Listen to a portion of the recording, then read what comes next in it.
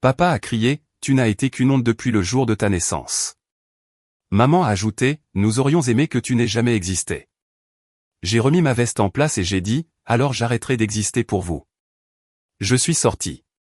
30 minutes plus tard, leur voix remplissait la messagerie vocale. 42 appels manqués. Papa n'a même pas attendu que je sois en bas des escaliers.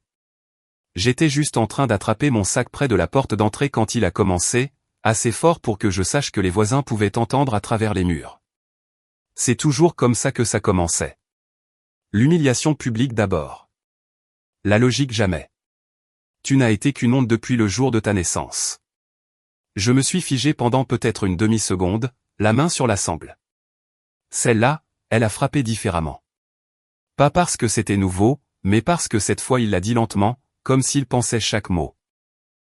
Maman était dans la cuisine derrière lui. Elle n'élevait pas souvent la voix, mais elle n'en avait pas besoin. Sa voix coupée plus nette que la sienne ne pourrait jamais le faire. Nous aurions aimé qu'il n'ait jamais existé. Elle l'a dit comme si elle ne faisait qu'énoncer un fait, comme si elle en avait fini de faire semblant. Je n'ai rien dit tout de suite. Je n'ai pas claqué la porte, je n'ai pas crié, je n'ai pas pleuré, je ne les ai pas suppliés de retirer leurs paroles. Je me suis juste penché, j'ai boutonné ma veste calmement, je les ai traversés du regard tous les deux et j'ai dit, alors j'arrêterai d'exister pour vous. Et je suis parti. Ce n'était pas le genre de sortie dramatique que les gens imaginent. Je n'ai même pas pris toutes mes affaires. J'ai laissé quelques chaussures sous l'escalier, un chargeur, une veste en jean que j'aimais avant que ma mère ne dise que ça me donnait l'air vulgaire. Le vent m'a frappé dès que je suis sorti. Il faisait plus froid que je ne l'avais prévu. Octobre me surprend toujours comme ça. Je n'avais pas de plan. Je ne savais même pas vraiment où j'allais quand j'ai quitté l'allée. J'ai juste conduit, ignorant chaque appel qui s'allumait sur l'écran. 3 miles plus loin, je me suis garé sur le parking d'un Walgreens et je suis resté assis là pendant 20 minutes avec le moteur en marche. Je ne pleurais pas. J'étais juste vide. Puis mon téléphone a tellement vibré qu'il a glissé de la console centrale et est tombé sur le sol. 42 appels manqués. La plupart venaient de ma mère, certains de mon père, un d'Ellie. Celui d'elle m'a retourné l'estomac. Ellie ne m'appelait jamais à moins que quelque chose n'aille pas ou qu'elle ait besoin d'argent. Elle appelait probablement parce que son prochain paiement de scolarité était dû dans 5 jours et qu'elle agissait comme si j'étais le chanceux d'avoir un travail pendant qu'elle se concentrait sur son avenir. Cette pensée m'a énervé plus que tout. J'ai ouvert mon application bancaire. Ils étaient là. 2 paiements automatiques programmés.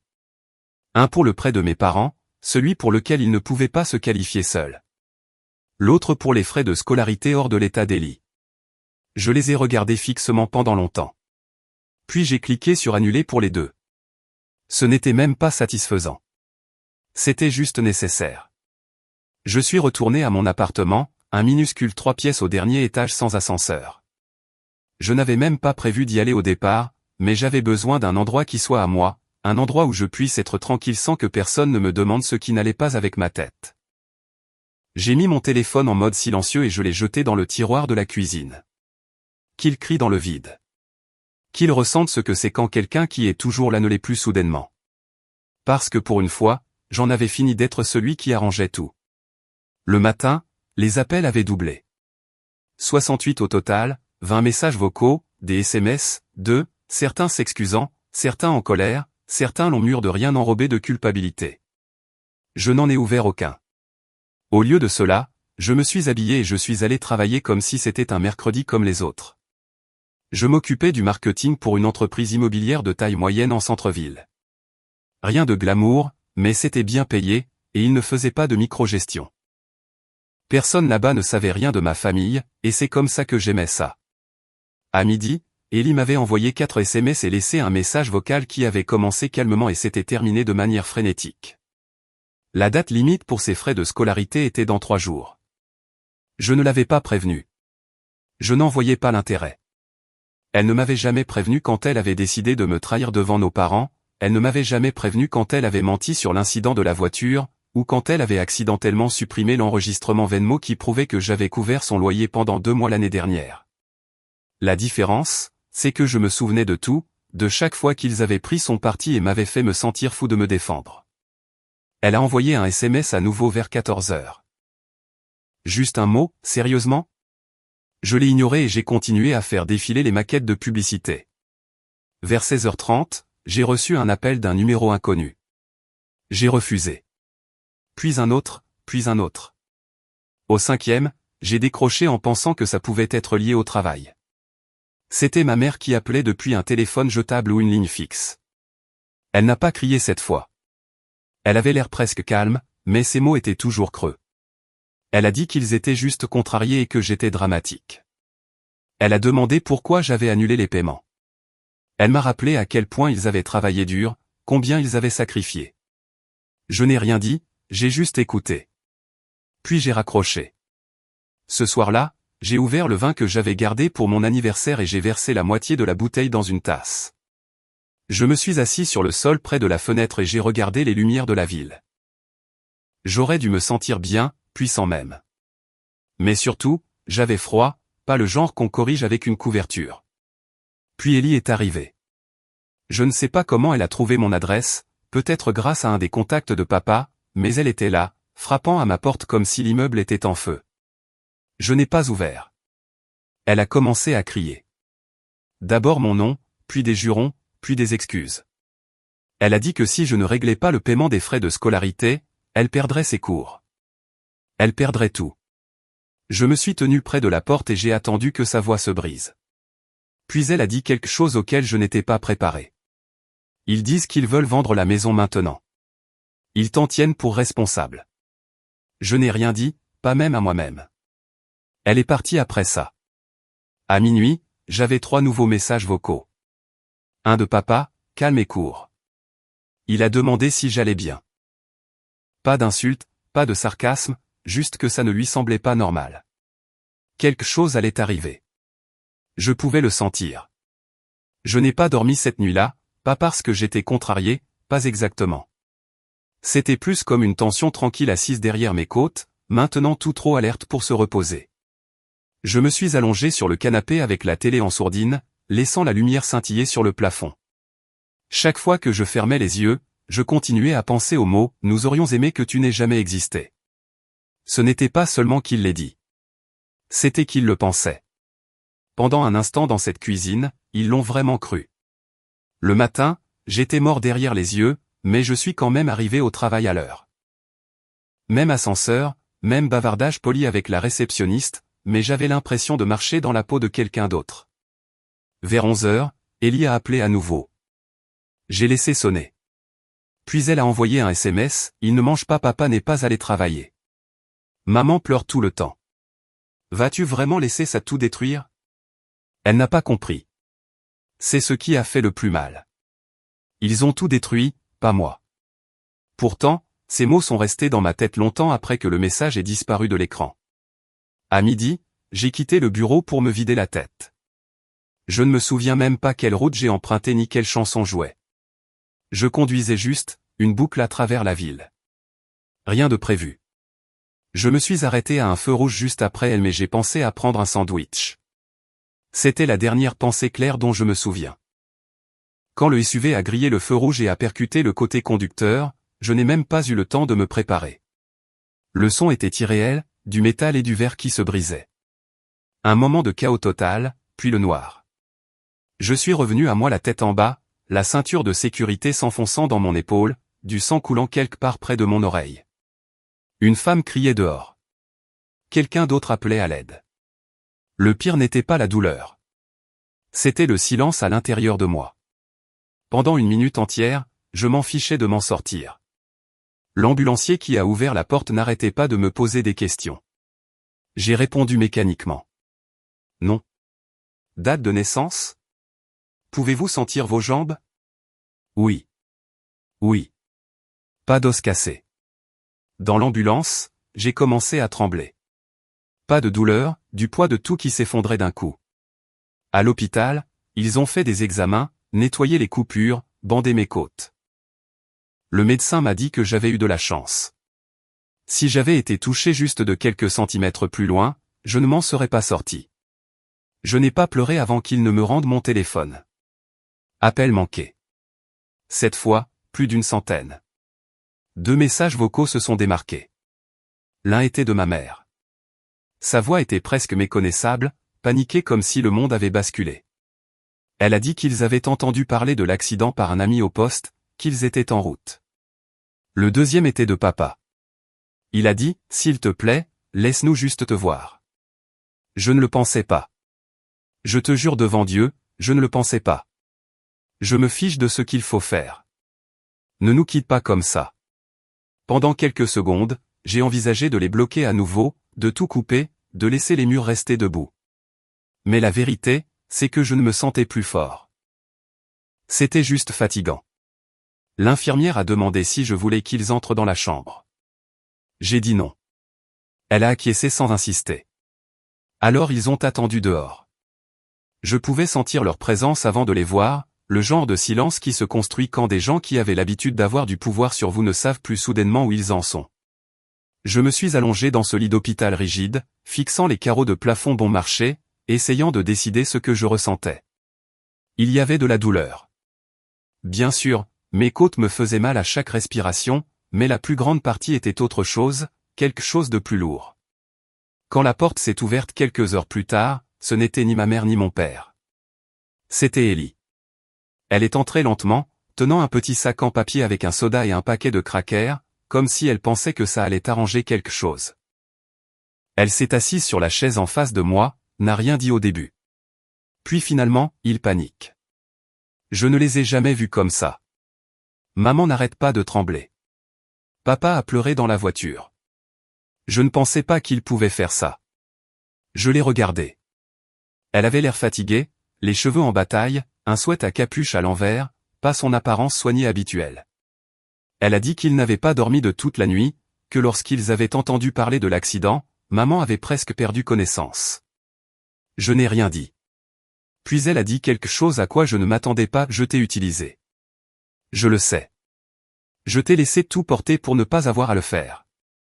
Je me suis dit que tu pouvais gérer ça, alors je t'ai juste laissé faire. Je n'ai jamais dit merci, et je ne t'ai jamais soutenu quand j'aurais dû le faire. Je n'ai rien dit, mais quelque chose s'est fissuré un peu dans ma poitrine. Elle s'est tue pendant une seconde, puis a ajouté, ils savent qu'ils ont merdé, mais je pense qu'ils ont peur que tu ne reviennes jamais. Je n'ai pas répondu. Au lieu de cela, j'ai attrapé le bouton d'appel de l'infirmière et j'ai demandé à sortir plus tôt. Ils m'ont dit que je pouvais partir dans la soirée si j'avais quelqu'un pour venir me chercher. Ellie leur a dit qu'elle le ferait. Quand je suis entré dans la salle d'attente en vêtements d'hôpital et avec un sac en plastique contenant ma veste ensanglantée, mes parents se sont levés tous les deux comme s'ils avaient vu un fantôme. Maman avait l'air pâle. Les yeux de papa étaient rouges. Il a ouvert la bouche, puis l'a refermée. Personne n'a rien dit tout de suite. Puis il s'est avancé et a dit, j'étais en colère, mais je ne pensais pas ce que j'ai dit. Je te jure devant Dieu que je ne le pensais pas. Je ne sais même pas pourquoi je l'ai dit. Je l'ai laissé parler, je l'ai laissé trébucher dans ses excuses. Il a dit qu'ils avaient été trop durs avec moi, qu'ils s'étaient appuyés sur moi parce que je ne me plaignais jamais, qu'il pensait que je n'avais pas besoin d'eux. Il a dit qu'il était désolé encore et encore, comme s'il essayait de rembobiner tout. Maman est venue ensuite. La sienne était plus calme. Elle a dit qu'elle s'était trompée sur beaucoup de choses, qu'elle avait confondu le silence avec la force, qu'elle détestait la personne qu'elle devenait quand elle s'en prenait aux gens qu'elle aimait. Puis elle a dit les mots que j'avais attendus toute ma vie. Tu ne méritais rien de tout ça. Je suis resté là, tenant toujours le sac avec la veste, toujours dans la douleur. Et pour la première fois depuis des années, je me suis laissé pleurer devant eux, juste pendant 1 minute. Puis j'ai dit, je ne rentre pas à la maison. Pas encore. Peut-être jamais, mais je vais réfléchir à ça. C'est tout ce que je peux promettre. Ils ont tous les deux acquiescé, sans insister, sans supplier, juste en écoutant enfin. Entre nous, Ellie m'a ramené à mon appartement en silence, une main agrippant le volant, l'autre tripotant le bord fissuré de la coque de son téléphone. C'était la fin de l'après-midi, le ciel se transformant en cette brume dorée qui rendait tout plus doux qu'il ne l'était en réalité. J'ai appuyé ma tête contre la fenêtre, regardant la ville se flouter. Chaque nid de poule envoyait un coup dans mes côtes, mais je ne me suis pas plaint. J'étais trop concentré sur le poids silencieux qui s'était installé sur tout, pas tout à fait la paix, pas tout à fait la douleur. Quand elle s'est garée devant mon immeuble, elle n'a pas coupé le moteur, elle l'a juste laissé tourner. Avant que j'ouvre la porte, elle a dit, si tu ne veux plus leur parler, je comprends. Mais je pensais ce que j'ai dit. Tu étais égoïste. Tu ne méritais rien de tout ça. J'ai acquiescé. C'était suffisant pour l'instant. Dans mon appartement, tout était exactement là où je l'avais laissé, de la vaisselle dans l'évier, une tasse de café vide à côté du canapé, la bouteille de vin encore débouchée. C'était étrange de revenir dans cet espace en sachant que la veille encore, j'étais prêt à couper les ponts pour toujours. Peut-être que je l'étais encore. Le téléphone n'arrêtait pas de vibrer toutes les quelques heures, pas constamment comme avant, mais régulièrement. Mon père envoyait un message tous les soirs à la même heure, juste des petites choses. J'espère que tu vas bien. Dis-nous si tu as besoin de quelque chose. Maman a commencé à envoyer des SMS aussi. Elle a même envoyé une photo du vieux chien de la famille enroulé sur le canapé avec la légende « Il te manque ». Je n'ai pas répondu, pas au début. J'avais besoin d'espace. Et honnêtement, je n'étais pas prêt à faire confiance à tout ça. Parce que voici la vérité que personne ne dit à voix haute, les excuses n'effacent pas les dommages. Elles n'annulent pas les nuits où je suis resté éveillé à me demander ce qui n'allait pas chez moi ou les années que j'ai passées à réparer leur vie pendant qu'ils me disaient que la mienne n'était pas assez bien. Pourtant, l'accident a ébranlé quelque chose, pas seulement en eux, en moi aussi. Quelques jours plus tard, j'ai reçu un appel de la banque au sujet du prêt. Ils ont dit que le compte était maintenant géré à nouveau par les emprunteurs d'origine.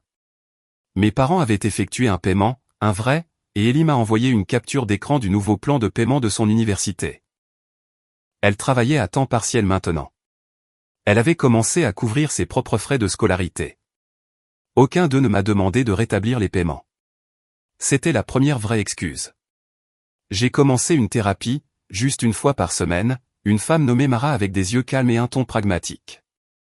Je lui ai tout raconté, la cuisine ce jour-là, l'accident, le silence, la culpabilité.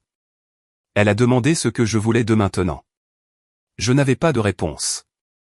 Un soir, une semaine après l'hôpital, je me suis retrouvé à faire défiler de vieilles photos, pas les bonnes, pas les vacances ou les anniversaires, mais les moments aléatoires entre les deux, papa riant sur le porche avec une boisson à la main, maman endormie sur le canapé avec le chien blotti sous son bras, Ellie en plein roulé dans un parking de supermarché. Ce n'étaient pas des monstres. Ils étaient juste brisés d'une manière que je n'ai pas causée et que je ne pouvais pas réparer. Cela n'excusait rien, mais cela m'a fait commencer à me demander si la distance pouvait être autre chose qu'une punition. Peut-être que cela pourrait être une guérison pour nous tous. 2 semaines après l'accident, j'ai envoyé un SMS à ma mère.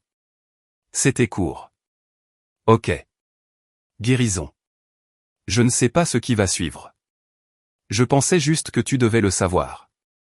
Elle a répondu 3 minutes plus tard. Je ne l'ai pas ouvert tout de suite. Je l'ai juste laissé là pendant un certain temps sans le lire parce qu'une partie de moi ne faisait toujours pas confiance à ce qu'il y aurait à l'intérieur. Quand je l'ai finalement fait, ce n'était pas ce à quoi je m'attendais. Merci de me l'avoir fait savoir. Je ne vais pas insister. Juste reconnaissante que tu sois en vie. Pas de culpabilité, pas de questions, juste de l'espace. Quelques jours plus tard, j'ai accepté de les rencontrer pour déjeuner. Endroit neutre, au milieu de la ville, quelque part avec beaucoup de gens et un menu court, donc il n'y avait pas le temps pour le dramatique. Ils étaient déjà assis quand je suis arrivé. Maman avait l'air nerveuse. Papa avait l'air plus vieux que dans mon souvenir. Aucun d'eux ne s'est avancé pour me faire un câlin. Ils ne se sont même pas levés. Je me suis assis. Pendant les 10 premières minutes, nous avons parlé de choses sur le temps, la nourriture. Puis mon père s'est éclairci la gorge et a dit, j'ai vendu le bateau, celui qui était dans l'allée, j'ai remboursé une partie du prêt. Nous allons nous en sortir seuls maintenant. Nous aurions dû le faire il y a des années. Maman a acquiescé et a dit, j'ai arrêté de te regarder comme une solution. Je veux apprendre à te connaître à nouveau. Pas la version de toi que je pensais devoir réparer. Ce n'était pas dramatique, ce n'était pas une scène de film avec des larmes et de la musique douce, mais quelque chose a changé à ce moment-là, non pas parce que tout était réparé, ça ne l'était pas, mais parce que pour une fois, ils n'essayaient pas de manipuler le moment. Ils assumaient juste. Je leur ai dit que je ne leur pardonnais pas encore, que je ne savais pas quand je le ferais. Peut-être que je ne le ferais jamais, mais j'appréciais l'effort, et je le pensais. Dans les semaines qui ont suivi, nous avons fait de petits pas, un café par ici, un fil de SMS avec des mèmes stupides d'Ellie. Finalement, je les ai débloqués des discussions de groupe. Les paiements ne sont jamais revenus. Ils n'ont jamais demandé. Ellie a trouvé un deuxième emploi. Papa a pris des quarts de week-end. Maman a commencé à aller en thérapie aussi. Il y avait encore des moments où les choses devenaient tendues, les vieilles habitudes remontant à la surface, laides et familières. Mais maintenant, nous ne prétendions pas qu'elles n'étaient pas là. Nous les dénoncions, nous nous asseyions avec elles, nous les travaillions. La dernière fois que nous avons dîné ensemble, papa m'a tendu une photo, une dont je ne connaissais pas l'existence. C'était moi à 17 ans, endormi à la table de la cuisine, entouré de brochures universitaires, la calculatrice toujours dans ma main. Au dos, de l'écriture de maman, il était écrit « Tu as toujours porté plus que tu ne devais. Je suis désolé. » C'est à ce moment-là que je l'ai senti, pas l'étendue complète du pardon, mais le début de celui-ci, pas une porte qui s'ouvre en grand, juste une fenêtre suffisamment entr'ouverte pour laisser entrer à nouveau de l'air. Nous ne sommes pas parfaits. Nous ne le serons jamais. Mais pour la première fois, je ne disparais pas pour maintenir la paix. Je me montre tel que je suis. Et ils apprennent à me rencontrer là. C'est suffisant pour l'instant.